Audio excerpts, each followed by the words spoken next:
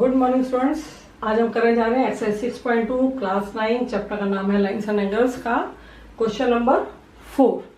तो फर्स्ट से लेके 3 तक क्वेश्चन जिस पैटर्न में गए थे ये भी वैसे ही जाएंगे, ठीक है। थोड़ा बहुत तो लिंक होता ही होता है सबके अंदर, बाकी आपको पता ही है क्या क्या बीच में रूल्स यूज करने हैं, क्या क्या बीच में आपस में रिलेशन ऐड करने हैं आपको, तो वही सब चीजें यूज करेंगे। तो देख लेते हैं क्वेश्चन क्या है। If P Q parallel S T, P Q और एस टी दो लाइन्स पैरेलल दे रखी है। यस, पी क्यू और एस टी दो लाइन्स पैरेलल हैं। पी क्यू आर की वैल्यू क्या है 110 डिग्री, पी क्यू आर की वैल्यू 110 डिग्री दी हुई है एंड आर एस टी की वैल्यू 130 डिग्री दी हुई है। निकालना क्या आपको, find angle Q R S की वैल्यू आपको निकालनी है, ठीक है। तो अगर हम इस फिगर को देखेंगे तो हमें कहीं से भी क्या आपको लग रहा है कि क्यू आर एस की वैल्यू निकल जाएगी। क्यू आर एस एंगल कौन सा ये है, क्यू आर एस, ये एंगल निकालना है। कहीं से कोई लिंक नहीं समझ में आ रहा है क्योंकि ये एक पॉइंट है, लाइन नहीं है, यहाँ पर पॉइंट है। अब इस एंगल से या इस एंगल से इसका कनेक्शन तभी जुड़ सकता है जब यहाँ पर एक पैरेलल लाइन होगी, ठीक है। तो सबसे पहले हम आपके क्वेश्चन में एक हिंट भी दिया हुआ है कि आपको एक लाइन पैरेलल ड्रॉ करनी है, तो वही हम यूज कर लेते हैं। तो यहाँ हम लिखते रहते हैं ड्रॉ, एक लाइन हम अपने आप से ड्रॉ कर लेते हैं। यहाँ पे ये ड्रॉ कर दी, इसका नाम रख दिया मैंने ए बी। तो draw A R B, parallel किसके ड्रॉ किए मैंने, पी क्यू के।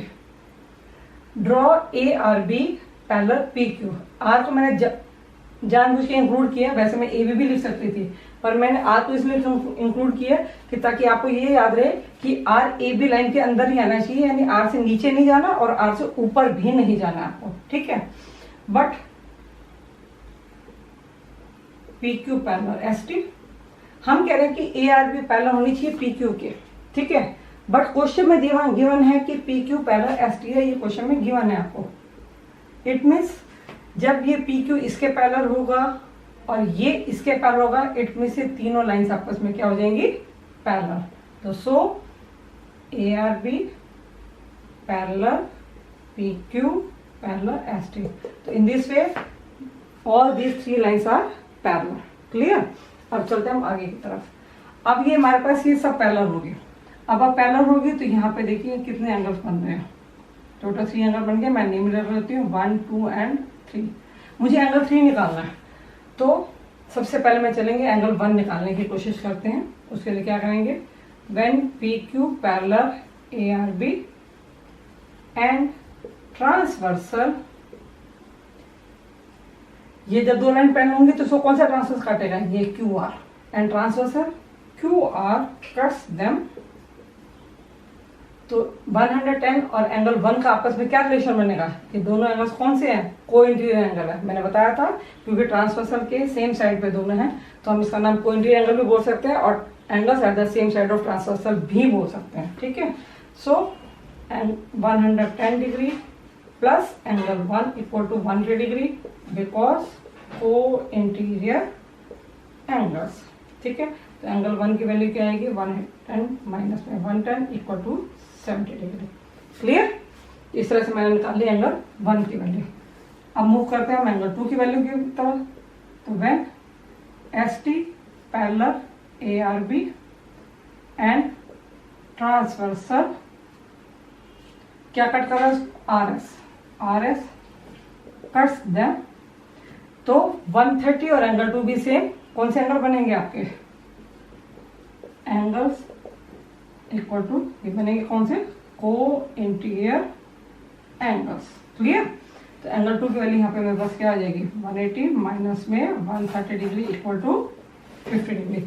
तो in this way we find out the value of angle 1 and angle 2। अब क्योंकि ए आर बी एक स्ट्रेट लाइन है,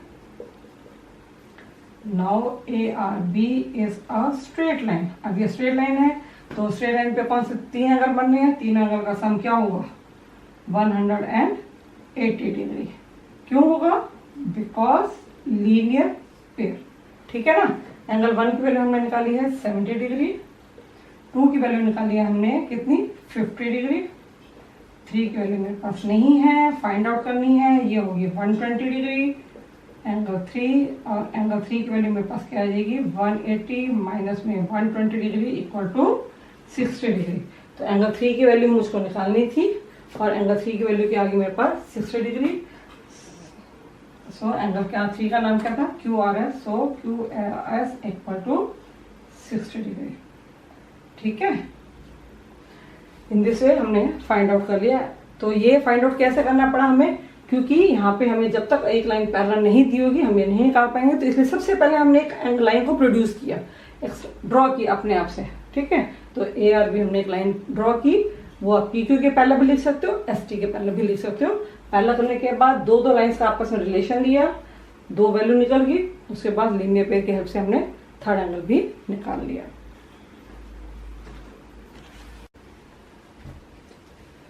now question number 3, angle P Q R equal to angle P R Q. आपको दिया हुआ है कि पी क्यू आर और पी आर क्यू ये दो एंगल्स दोनों सिमिलर हैं, इक्वल हैं। आपको प्रूव क्या करना है, P Q S equal to P R T, आपको प्रूव करना है।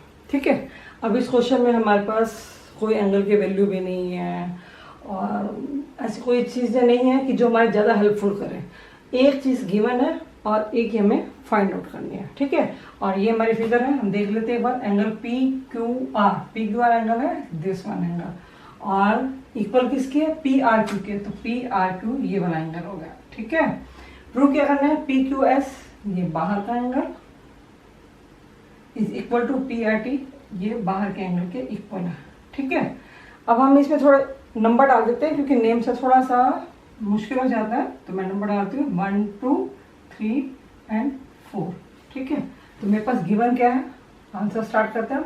ये सबसे इजी क्वेश्चन है इस एक्सरसाइज का। गिवन क्या हमारे पास, गिवन है angle P Q R equal to angle P R Q, और प्रूव हमें क्या करना है, angle P Q S equal to P R T. अब क्योंकि मैंने नंबर डाल रहे हैं तो मैं नंबर डाल देती हूँ। इसका मतलब क्या था कि एंगल 1 और 2 इक्वल थे और एंगल 3 और एंगल 4 इक्वल थे। ठीक है, अब हम इसको कैसे प्रूव करेंगे, प्रूफ करने के लिए क्या करेंगे कि हमारे पास इसमें देखिए एक स्ट्रेट लाइन और इसके अलावा तो कुछ है ही नहीं हमारे पास, तो हम देखते हैं कि S T is a straight line. ठीक है, एक स्ट्रेट लाइन है एस टी, यहाँ पे ये दो एंगल बन रहे हैं और इधर भी ये दो एंगल बन रहे हैं। तो जब एक ही लाइन के ऊपर दो एंगल बनते हैं तो वो लीनियर पेयर बन जाते हैं और उनका सम जो होता है वो क्या होता है 180 डिग्री। तो लिख देते हैं when S T is a straight line, तो क्या होगा, angle 1 + 3 equal to 180 degree and angle 2 + 4 equal to 180 degree. क्यों, बिकॉज लीनियर 2, तो दोनों के दोनों इक्वेशन इक्वल हैं। So from 1 and 2 this one is equal, so this one also this one is also equal, 1 + 3 equal to 2 + 4। ठीक है, अब 1 और 2 हमें दे रखा था क्वेश्चन में कि दोनों इक्वल हैं, तो मैं इसको यूज करूंगी क्योंकि गिवन का यूज तो मुझे करना है ना। तो एंगल 1 और 2 दोनों सिमिलर है, तो यहाँ पे एंगल 1 है तो मैं एंगल 1 की जगह 2 भी तो डाल सकती हूँ, 2 तो 2 ही रहेगा। अब ये ध्यान रखेंगे जब भी दो एंगल सिमिलर होंगे तो उन दोनों में से किसी एक को चेंज करना है आपको। आप या तो इसको 2 इक्वल कर लोगे या इसको 1 इक्वल। देखो मैंने सिर्फ 1 को चेंज किया, 2 को 1 नहीं लिखा, क्योंकि 2 को 1 लिखेंगे तो क्वेश्चन गड़बड़ हो जाएगी, कुछ में फायदा नहीं होगा। सिर्फ एक एंगल को चेंज करना है क्योंकि दोनों इक्वल है, तो 1 = 2 हो गया। बाकी देखिए सिमिलर मैंने एज इट इज कॉपी किया है, नथिंग चेंज। तो angle 2 will be cut off because both side it will be same. So now the left is angle 3 equal to 4 and this is also we have to find out। मैं यही find out करना था ना, angle 3 equal to 4। Now I find out angle 3 equal to angle 4। तो ये क्या हो गया, हेंस प्रूव्ड। मैं निकाल दिया। सिंपल था कि नहीं था, सिंपल, सिर्फ आपको लीनियर पेयर का यूज करना था। This one is also linear pair and this one is also pair, both are equal. So दोनों को आपको हमने इक्वल साइड दिए, एक को लेफ्ट हैंड साइड दूसरे को लेफ्ट राइट हैंड साइड, इसका यूज किया और डिडक्ट किया और इक्वल आ गया। ठीक है ना।